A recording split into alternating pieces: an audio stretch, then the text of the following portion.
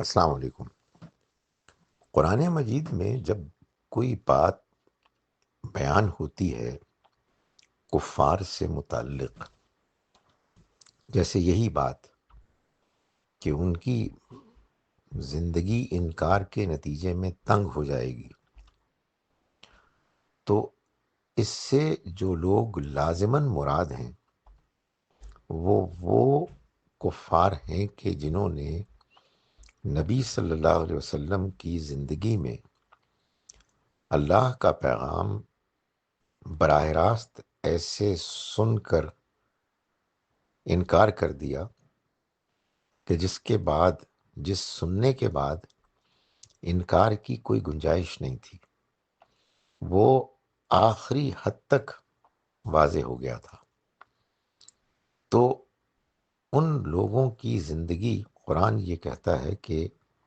تنگ ہو جائے گی، یعنی بظاہر ہو سکتا ہے کہ وہ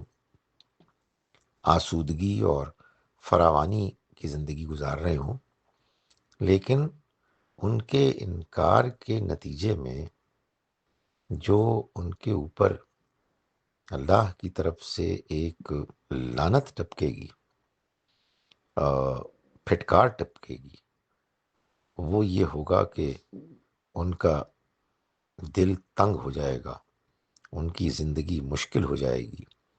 یہ بھی در حقیقت اللہ کی طرف سے مہربانی ہے کہ وہ ایسی کیفیت میں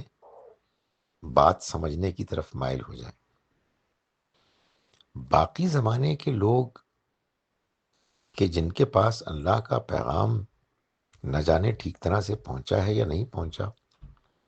ہم ان کے بارے میں کوئی حتمی بات نہیں کہہ سکتے۔ اگر ان میں کچھ لوگ خوش ہیں تو یہ بالکل ممکن ہے کہ وہ اس لیے خوش ہیں کہ ان کے سامنے جو حق ہے انہوں نے اس کو مان لیا ہے، اور اس کے بارے میں وہ کسی قسم کی ضد اور تکبر کی کیفیت میں مبتلا نہیں ہوئے۔ ان کے بارے میں تو ہم کو فکر مند ہونا چاہیے کہ ہم نے آخر انہیں اللہ کا پیغام کیوں پیش نہیں کیا۔